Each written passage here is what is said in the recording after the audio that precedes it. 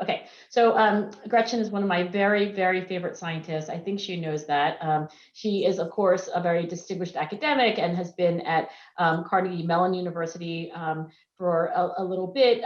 She has a storied career, but Gretchen and I agree on one thing, which is that long introductions are not good introductions. One fun fact that not a lot of people know about Gretchen is that for her undergraduate thesis at Bryn Mawr, she classically conditioned goldfish. That has nothing to do with today's talk, but now you know that about Gretchen, and not a lot of people do. So Gretchen, you told us that this is the world debut of these exciting findings insofar as they really are new, and we are so privileged to be the first audience for them. So with that, maybe I will say goodbye until later, and I look forward to this discussion. Thanks. Hello, everybody. So happy to be here. Okay, I'm sharing my slides.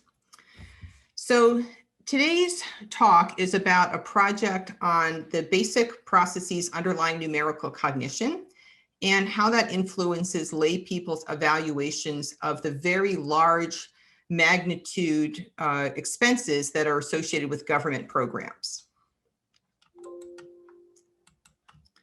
The lead on this project is my fantastic graduate student, Chris Boyce-Jacino. And our collaborators are Ellen Peters and Allison Galvani. Part of being a good citizen is evaluating government programs that spend taxpayer dollars and deciding whether those programs are a good use for the taxpayer dollars. And part of evaluating those government expenses involves processing some very large numbers. So here are a few newspaper headlines that cite numbers for government programs like $10 billion, $1.9 trillion, $1 million. Of course, those are all very large numbers, but they're also extremely different from one another. So evaluating the government programs entails knowing the difference between $10 billion and $1.9 trillion. And to the extent that people have difficulty distinguishing among very large numbers, that can hamper their evaluation of government expenses. Let's take a concrete example. Let's suppose that we're thinking about 2 pandemic stimulus bills. We could spend $1.9 trillion on the stimulus bill, as President Biden recommends, or we could spend $618 billion as the Republicans recommend. Now, in considering these 2 proposals, there's probably at least 2 considerations you would think of. One is, of course, the price tag and the opportunity cost that come from spending a lot of money on one program when you could be spending that money on something else. And all other things equal, of course, people would prefer the cheaper program if the programs are providing the same level of benefit and whatnot. When these 2 numbers are side by side, it's pretty easy to see that $1.9 trillion is larger than $618 billion. But if they were presented one at a time or under time constraints, it might not be so easy to process them and know the rank order. A second consideration is that the scope of the program could be suggested by the price, and that's certainly the case for the example here. The reason why Democrats back the $1.9 trillion bill is not because they like spending lots of taxpayer money when they could get the same benefit for less. It's because they believe that the larger program actually provides a larger extent of benefits, which is pretty defensible in this case, since part of the bill involves cash payment to taxpayers. So we're going to look at cases, both of those kind of cases in the upcoming experiments where you evaluate the price sort of in isolation, and also where the price has some implications for the scope and benefit of the program. How do we know how numbers are represented in the cognitive system? Well, one tool that's been used in the literature is a mapping task where number magnitudes are mapped spatially onto a number line. So in this example, the number line goes from 1 to 10, and the participant moves the cursor on the line to show where different numerical magnitudes would be. Here are 2 graphs from 2 different studies in the literature that both show a curvilinear logarithmic function whereby the subjective magnitude of numbers is a decreasing function of the actual objective magnitude of the numbers. On the left, the numbers in the experiment went from 1 to 100. On the right, they went up to 1,000. These kind of studies have not used numbers that go out into the billions and trillions, but that logarithmic function would predict that once we get out into very large numbers, it's difficult to discriminate between numbers that even have pretty large differences between them. Why does our cognitive system have this logarithmic function underlying our representation of magnitude? Well, one potential explanation is the accumulator model from Gelman and Gallistel. According to this model, we can think about representations of magnitude as a cup of liquid pouring into a flask. So for each unit by which we increase the magnitude, we pour another cup into the flask. The height of the liquid in the flask then represents the magnitude, but it's water, so there's some slosh involved. So the representation is noisy. Importantly, that noise scales with the magnitude, so that the larger magnitudes we have, the more variance there is in the representation. So consequently, when we get up to very large numbers in the billions and trillions, there's going to be a lot of noise around the representation, and therefore it's going to be difficult to discriminate between different magnitudes. Those of us who study decision making are very familiar with this kind of curved linear function because that's the shape of the classic utility function, and that curvature also shows up in the prospect theory value function. Work by Dan Schley and Ellen Peters demonstrates that part of the curvature of the value function can be attributed to this number mapping function, such that participants who have less exact mapping, so more noise as they move out to larger magnitudes, those participants have a more curved value function, as shown in orange here, compared to participants who have the more exact mappings, shown in blue. So our research question in this project is, how does numerical representation affect lay ability to judge large monetary amounts, such as those linked to government spending? A study in the literature by Saywitz and Piercy addresses this question. In their study, participants gave a subjective rating of support for a government spending bill that had either a total price of $718 million or $718 billion. In a between subjects experiment, when the package was presented with those total amounts, there was no discrimination between those two different price levels. However, other participants saw the prices on a per household basis. So what would be the taxpayer equivalent per household turns out to be around $5 or around $5,000 for these two programs. And in that rescaled version, there was discrimination between the two prices. And that's exactly what we predict from these theories of numerical cognition, where in the lower end of the magnitude scale, there's less noise and such, and consequently better discrimination. So our predictions in these studies are that we'll see poor discrimination among prices in the range of millions to billions and trillions, but good discrimination when prices are rescaled to small values. And for the most part, that rescaling will be presenting the values as per capita prices. Across 3 experiments, we'll use 3 different kinds of dependent measures to look at this price discrimination. In the first experiment, we'll look at judgments of the effectiveness of the government program. In the second experiment, we'll look at accuracy of the rank order of prices. So there's a correct rank order to put the prices in, and we'll see how accurate participants are and whether they're more accurate when they saw the per capita information. And then finally, in the third study, we'll see how this kind of price presentation affects choices of policies. Okay, so in experiment 1, we're looking at how per capita versus total price information affects price sensitivity. We conducted the study in April of 2020, shortly after Congress passed some pandemic relief packages. This was a between subjects experiment with a 2x2 design. So we varied the description of the pandemic relief package as either talking about the total price of the package or about the cash payment to each individual taxpayer. And then we also varied the size of the packages, smaller or larger. So let's look at the upper left quadrant of this table. In that condition, participants are told on March 18th, the House and Senate passed a $100 billion relief package to address the COVID-19 national crisis. That actually happened. In the upper right, we see the analogous national condition, but now it's a large magnitude. On March 27th, the House and Senate passed a $2 trillion relief package to address the COVID-19 national crisis. And that also happened. There's, of course, a 20-to-1 ratio between those two magnitudes. And we use that same 20-to-1 ratio in the bottom row there, where we're talking about payments to individuals. In those conditions, the participants read that the relief package passed by the House and Senate to address the COVID-19 national crisis includes cash payments to individual taxpayers. And they were asked either to consider a payment of $1,200 per individual or to consider a payment of $24,000 per individual. Of course, the $1,200 payments actually happened. The $24,000 payments were never even on the table. And that's why we use that consider language. So we weren't telling subjects something happened if it really didn't happen. In all four conditions, the participants answered the rating question on a 100-point scale. How effective do you think this relief package will be in addressing the economic impact of the COVID-19 national emergency? Okay, so here are some results on that 100-point effectiveness scale.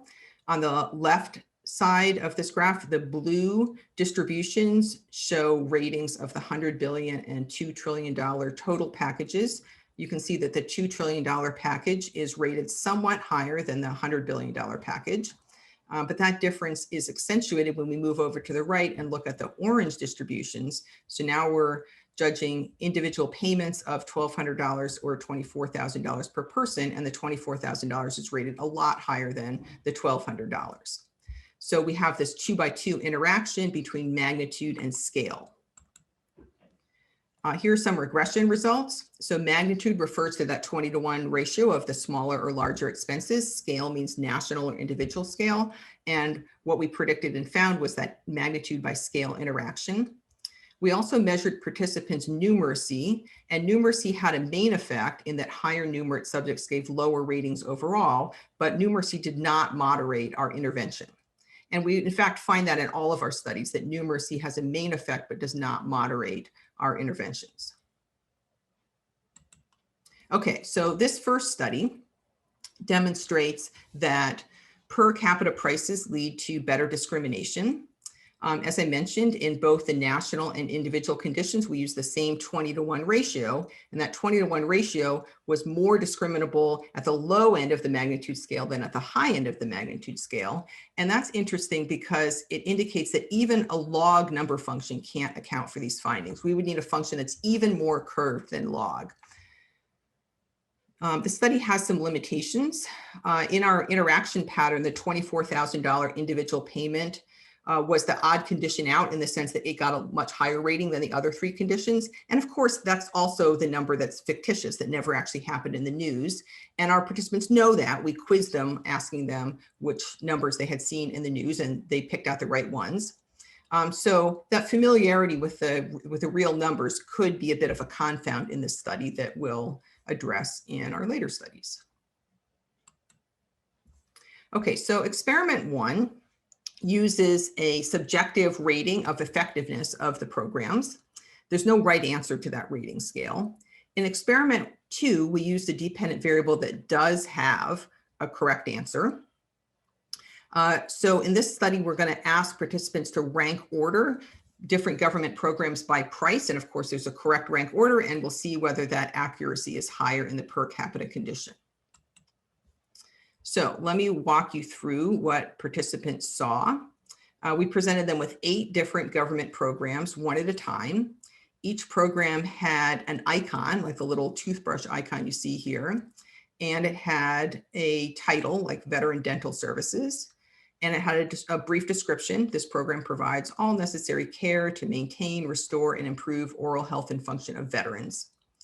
And just to make sure they were paying attention, they had to select the name of the program from a list. So they saw these 8 programs one at a time. We wanted them to associate the icon with the name and content of the program for a reason that I'll explain in a minute. So after they saw all 8 programs, we tested them to see that they could accurately associate the program icon with the program name. Okay, finally, we get to the part where we're going to show them prices. So one at a time, in random order, we showed them each of the 8 government programs with its icon and with a price. Each screen was only displayed for 3 seconds. So they have to quickly encode this numerical information. And that's why we wanted them to know the icons to make it easy for them to associate the program with the particular price that we're showing. Between subjects, we varied how the price was presented. For half the subjects, it was the total price. So in this case, $600 million. And for the other half of the subjects, it was a per capita price. So $2 per capita. And then finally, we get to the dependent variable where they are shown all 8 programs and they have to rank order them from most expensive to least expensive, remembering the numbers that they had seen in the previous part of the experiment. Okay, so to recap on this slightly complicated procedure, they see 8 programs one at a time with their icon and name. We check to make sure that they have associated the icons with the correct names. Then we present the pricing information for only 3 seconds per program. Between subjects, we vary whether the pricing information is total price or per capita price. And then finally, they rank order the 8 programs. Now, in addition to looking to see whether the rank order accuracy differed by condition, we could also look at a few features of the program prices to see if that affected accuracy. Some of the programs had total prices in the millions, and other programs had total prices in the billions. If you're comparing 2 programs to rank order them, one of which has a price in the millions and one in the billions, we call that crossing the million-billion divide. You might think that would be particularly challenging, especially if the participants are focusing on the numerical part of the price description and not the word, like not noticing whether it's millions with an M or billions with a B. If they were doing that, they might actually misorder things and say that a program that costs $950 million is more expensive than a program that costs $2 billion because 950 is higher than 2. So we had a chance to look at that in this study. There were 8 programs to be rank ordered. So we thought of those as 28 different pairs of programs that you could either have put in the right order or the wrong order in your total rank ordering. So in this graph, each subject gets a score from 0 to 28 to show their rank order accuracy. And you can see that there is a modest but reliable effect of per capita pricing in increasing the accuracy of the rank order. Here are some regression results. We have our effective condition. That's, of course, total versus per capita pricing. We also have effective numeracy, where higher numerate subjects are more accurate in their rank order. I'm not showing it here, but numeracy did not moderate the effective condition. Icon score refers to the participant score on matching up the icons to the names as a bit of an attention check. And then we have 2 features of the pairs. So ratio refers to the ratio between the 2 prices of the pair that we're evaluating. So you might think if there's a bigger ratio, it would be easier. And cross refers to that crossing the million-billion divide. Does the program have one price in millions and the other price in billions, or are they both in millions or both in billions? Those features turned out not to have an influence on accuracy, and also they didn't moderate the effective condition. You might have thought that they would have if crossing the million-billion divide would only be an issue for total price and not for per capita price, but we did not find those interactions. Okay, there's a couple things you might have been thinking about in terms of this experiment. One is how we present the big numbers. So a number like 300 million, we could present with the word million, or we could present it with all of the zeros. And that might have some influence on processing capability and eventual rank order. For example, especially if participants are not paying attention to the word and whether it's millions with an M or billions with a B, then presenting it with the words millions and billions might decrease accuracy, especially when crossing the divide. But of course, we just saw that crossing the million-billion divide actually was not associated with accuracy differences. In a pilot version of this study, we actually varied whether the total prices were presented in terms of words or zeros, and we found no difference. So hence, in the pre-registered version that I just told you about, we used only the word million, billion, that presentation. Another thing you might have been thinking about in terms of this experiment is the effect of familiarity. So when we rescale prices down to per capita amounts, they become more familiar. You can think about what $2 per person would equate to. In order to get something of a look at the effect of familiarity, we ran another pre-registered study where we didn't use per capita rescaling. Instead, we told participants that the cost of the Capitol Dome is $20 million, which is approximately true. And we rescaled all of the total prices to number of Capitol domes. In that study, we got the exact same results with better rank order accuracy for the rescaled Capitol domes condition than for the total price condition. And that leads us to think that the rescaling probably doesn't have a lot to do with familiarity, since Capitol dome scaling is not that familiar, and has more to do with just pushing all the numbers to the low end of the magnitude scale where there's better discrimination because of less noise in the representation. Okay, let me tell you about one final experiment here. In this study, we're going to look at the effect of per capita versus total price on policy choices that actually influence which policy you would prefer to fund. So a bit like the previous study, subjects saw a series of government programs. Each program had a name and a description, also an icon.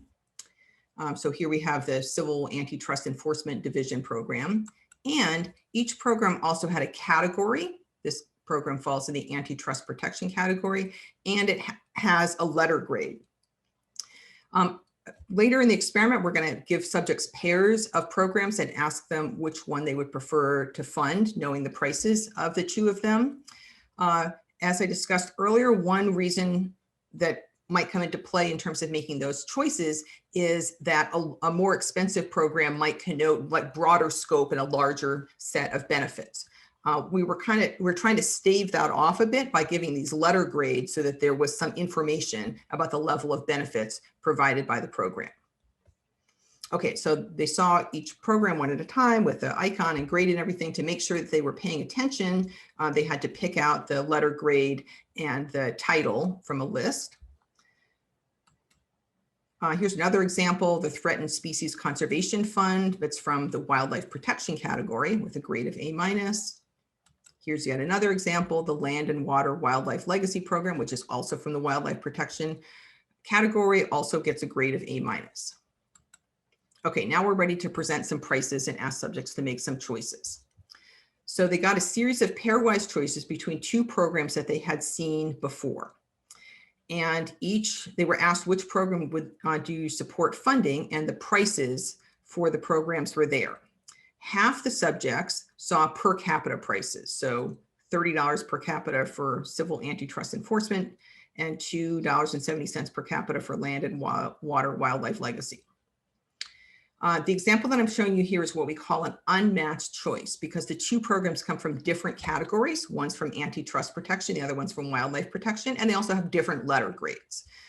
So your choice between the two programs could be influenced by a whole lot of things besides just the price tag, like which category you think is more important and which program you think is more effective at doing what it's supposed to do, et cetera. Here's an example of a matched choice. So Land and Water Wildlife Legacy Program and Threatened Species Conservation Program both come from the wildlife protection category, and they both have the same letter grade of A-. So in this matched choice, you might think participants would focus more on the price, picking the cheaper program because they both do sort of the same kind of thing to sort of the same extent. And this example is also showing you the per capita prices. Other subjects saw total prices, so they would see the same pairwise choice, but now the prices are $900 million and $15 billion. Okay, so brief summary of the procedure. They see programs one at a time with their icons and letter grades and categories and descriptions. Then between subjects, we vary whether subjects make choices with the prices shown in total, the total price of the program, or per capita price. And within subject, some of those choices are matched and some of those are unmatched. Okay, let's look at some results. So this is the fraction of subjects choosing the cheaper program. with the unmatched pairs shown on the left of this figure and the matched pairs shown on the right. You can see a small but reliable difference where the per capita presentation led to a higher percentage of choice of cheaper programs. Furthermore, the size of that effect looks pretty comparable for the unmatched pairs and for the matched pairs. So here's some regression results. So condition, of course, is total versus per capita. Again, we see a main effect of numeracy. I'm not showing it to you, but that did not moderate our effect. Attention check refers to how accurately subjects answer those check questions where they had to pick out the right name and letter grade for the program. We included some demographics in this analysis because we thought choice of the programs might be associated with some political views. So interestingly, you can see that the effect size for condition is pretty similar for the matched pairs and for the unmatched pairs. We thought it might be larger for the matched pairs where subjects presumably be more focused on the price tag and less on other things that vary between the two programs, but the effect sizes are actually pretty comparable between those two. Okay, so in these three studies, we compared per capita and total price presentation of government spending and saw that different presentation affected judgments of perceived effectiveness of the program, accuracy of rank ordering the prices, and actual policy preferences or choice between the policies. So to wrap up, I'll just leave you with one final thought. If a layperson is judging a government program, they're probably thinking about at least two broad categories of attributes. One is, what does the program do? Is it something that I think should be done, and does it do it well and enough of it? And the other is how much it costs. Now, if the costs of the program are communicated in total dollar values, then numerical cognition is going to result in poor discrimination among different dollar values. And so it's going to be hard to evaluate the cost. And so we can end up with a situation where my judgment of a government program is almost entirely driven by how the benefits of the program mesh with my values and my politics, and very little in terms of how much it costs, because the cost just sounds like a blah, blah, big number. $1.9 trillion, $10 billion, they're all just big numbers to me. So if I'm a liberal person evaluating a $10 billion border wall, well, that's a lot of money, and a $1.9 trillion pandemic relief package, well, that's a lot of money. They're both just sort of a lot of money to me. And so my evaluation of them isn't in terms of which one is cheaper, but in terms of which one fits my values better. Thank you so much. And I'm really looking forward to your questions. Thank you, Gretchen. That was so interesting. I really appreciate you presenting it. And we have a lot of great questions already, and I'll encourage everybody to submit more as they come to you so we can jump in. So I'm going to ask, the first question is from Amit Kumar from UT, and he wants to know, he's saying much of your work has, I'm going to read it because it's a long question. I'll botch it if I try to summarize. So here we go. Much of your work has been in the context of health decision making, and I'm wondering how you think about applying the findings in this research beyond spending to health contexts. For instance, I believe this would suggest that people would better understand the impact of the pandemic in their community in terms of cases or deaths per capita or positivity rate, which are smaller numbers than total number of cases or deaths. And yet these statistics may be more difficult for people to interpret. Which would you predict leads to, say, more mask wearing or better adherence to distancing measures? And then he says, I suspect there's a balance to be struck between smaller versus larger numbers and more versus less complicated statistics when it comes to conveying policies. Thoughtful question. That is a really great question that we've thought a bit about. So when we were first starting this project, we thought a lot about healthcare spending. And we wanted to describe different government programs that have different price tags. Healthcare spending is complicated to use in this context because of this idea that I was talking about, where the scope of the program is communicated by the price. So you can't necessarily get someone to prefer the cheaper program if they think that the larger dollar value communicates more scope. And for healthcare spending, my sense is that it's particularly likely that people will make that sort of inference. But I love the idea of focusing on other kinds of big numbers, like number of people who are dying from the pandemic. I don't want to admit how many years we've been working on this project, but suffice it to say that we started thinking about it long before there were pandemic numbers to be thought of. I do think that if you tell people scary big numbers like 27 million total cases in the US so far, that just sounds like a big number.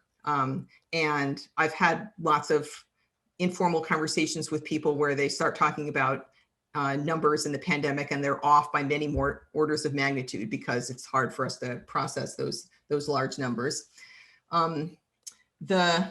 What the rescaling to per capita, or I guess in this case, like cases per 100,000 in your town or something like that, what that does is it increases the discriminability.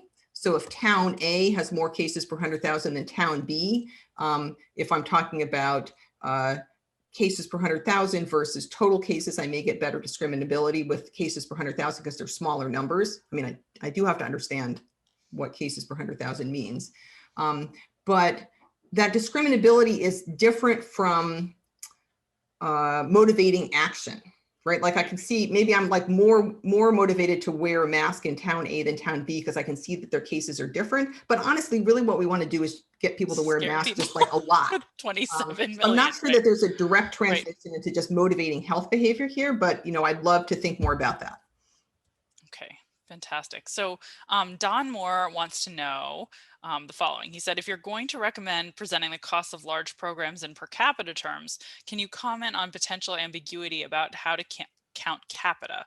And so he's thinking about total population versus taxpayers, beneficiaries, and so on. Yeah. Yeah, for sure. I mean, we told subjects that we were just using a conveniently round number of 300 million people and dividing by that. And again, because we were interested in the comparison between programs, like rank ordering them or choosing them, it kind of doesn't matter how you rescale as long as you're rescaling consistently. But if you really want people to think about the absolute number, like what does $2 per capita mean, then it matters a lot if we're talking about total population or total taxpayers, or like the veteran dental program I talked about. If it was $2 per veteran that we were benefiting, like that would be really cheap. But $2 per total people in the U.S., that's a lot more expensive. So yeah, I do think that's a thorny issue that we sort of effectively sidestepped in this project. But if you really want to get people to understand how much their government is spending, you either have to pick one rescaling and use it for everything, so at least they can compare across all contexts, or they really have to understand more about the rescaling, what the rescaling is and how it works. Yeah, and it's interesting. It highlights the opportunity for manipulating these numbers. And I guess that actually brings me to a question from Sarah Swanky, I hope I'm pronouncing that right, who is wondering if you have any thoughts or have had any conversations that might enlighten you on how this bias may affect policymakers themselves when they're constructing these policy programs. She's asking if you think it could increase or decrease the cost of programs in general, like the support policymakers give. I'm also thinking about manipulation and whether or not you've seen any evidence that there's manipulation. Trying to present, like Republicans like this package, so they present it in terms of per capita because that feels more discriminable or something versus Democrats. Yeah, I certainly see the potential for manipulation. I don't know that I have any evidence that policymakers actually use that manipulation. Again, it's important to remember that what the rescaling does is it increases the discrimination. It doesn't make the program seem like overall better or worse. You can imagine that if you use a sort of pennies a day reframing to show just how inexpensive your program is, that's going to help your case. If rescaling actually ends up that the program costs, thousands of dollars per taxpayer, that's going to make it easier to compare to other programs, but it's probably not going to do any favors to making the program look good. So I guess the conclusion is if you have a relatively inexpensive program, the rescaling is going to help your case. Angela has a question. She wants to know the following. She said, other than an assumption of increased error at higher magnitudes, what other mechanisms do you think might be at play in driving this effect? So she's asking, sort of, isn't it true that in many other sensory modalities like discriminating loudness and brightness, there tends to be a log function between actual magnitude and perceived magnitude. Yeah, right. We have the classic Weber-Fechner law that gives us that curvature. There's a bit of a conversation in the numerical cognition literature about what causes this curvilinear function. So the Gelman-Gallistel accumulator model is about noise, but the Stan-Dehane claim is that it's just a logarithmic function because that's a basic psychophysical fact. It turns out that those two models give a lot of the same predictions, including in our context. But, of course, it's very interesting from a basic processes point of view to figure out exactly what the underlying mechanism is. Certainly, it's not just numbers, it's magnitudes of all sorts that show this curvilinear function. Okay, so a couple of participants have asked if there are any sex differences in the results. And I guess that would also, for me, raise a question of, are there any demographic differences whatsoever, or sort of individual differences whatsoever that leapt out when you analyze the data, if that's something you've looked at? Let's see, I know we looked at it. My memory is that we did not see gender differences. I don't know that we looked at anything beyond gender. We were primarily focused on numeracy. We thought that numeracy might be a moderator, that if you were highly numerate, you wouldn't need this rescaling. And we were, in the beginning, we were somewhat surprised that we didn't find that. Then we stopped predicting it when we kept seeing reliable evidence that we weren't seeing that moderation. And some numerical tasks do show gender differences. We didn't see any gender differences in our numeracy measure. And if memory serves, we didn't see gender differences overall either. Okay, really interesting. John Bogard, who's a grad student at UCLA working with BCFG on projects you've been involved with too, has an interesting question about construal and whether this changes the construal. So he said, it seems like sometimes rescaling might change the way a program is construed. So he gives a concrete example. He said, rescaling Biden's 1.9 trillion stimulus proposal to a per capita basis might give a sense of the tax burden associated with the cost of this multifaceted intervention, like programmatic investments, like setting up vaccine centers, but alternatively rescaling another program like foreign aid to a per capita basis, like famine relief to Yemen, might seem to connote how, here's how much each person will directly receive. So he's asking, when does rescaling just make a price tag more valuable, and when does it change perceptions of the program itself? If I'm understanding the question correctly, I think that is a version of the price tag implying the scope. Certainly if it's a direct aid, if we're going to take our foreign aid dollars and just take them to the different country and literally hand out money per capita, right, then a larger program is a larger benefit. And if you think more benefit to that other country is a good thing, then you actually like a higher price tag. But it also has a higher cost to consumers. I was understanding, at least, or my way of thinking about it was that per capita for a program that involves something that might go to more direct aid to people rather than programmatic things like centers. If you talk about per capita, you're going to think, oh, this is literally like how much cash a person will get. Whereas if you think about it in per capita for setting up vaccination sites, that's not money that humans are going to get. It's about spending on physical infrastructure, right? So it seems like you might think differently about what per capita means in with those different kinds of policies, and so it might work differently. So I guess anyway, it feels like maybe there's like a follow-up experiment. We've thought about this issue, and I don't think we've come up with clever enough ways to look at it in experiments. I still would argue it's related to this price tag implying scope idea, that if you and I are both setting up vaccination centers, and I can do mine for $50 million and yours costs $200 million, but they're both vaccinating the same number of people and stuff, and like I'm the better deal, my program is cheaper. But if I'm handing out cash payments to people in my city and I'm spending $50 million and you're handing out cash money to residents in your city and you're spending $200 million, you're doing a better job because you're actually helping more people or helping each person to a larger extent. And so then you're the better deal. I don't know if it's a better deal, but you have the higher benefit. I'm more generous. Which maybe is worth the additional cost. Right. Okay. seems like there could be cool, interesting directions there. And speaking of interesting future directions, one of our questions is from Christian Elbeck, who is wondering about visual representation of really large numbers, which I think is an interesting question, and whether or not you think you'd see the same kinds of patterns if you used visualizations to represent data instead of just writing the numbers out. Yeah, we really like that idea. And we tried a lot of pilot studies with visual representations that were not successful. Maybe we need to go back and retool them. We had things like scaling at the price of houses, that the typical house costs, whatever, $200,000. So we're going to show you like a grid of houses, and like this is in a whole town, and that's how much this program costs, or this is just a block, and that's how much that program costs. We didn't find effects of those on subjects' judgments, and part of the issue was the scaling. If you want to show different programs that differ by many orders of magnitude, it's really hard to show, just like 2 houses and then like 2,000 houses. It has to be, now they just become little dots. So I have seen some journalism attempts to show really large numbers. There's one where you like keep scrolling and scrolling and scrolling until you finally get to the end of the number line. So I think there's some potential there, but our initial attempts were not able to nail it. But yeah, I think conceptually, I think it should be effective.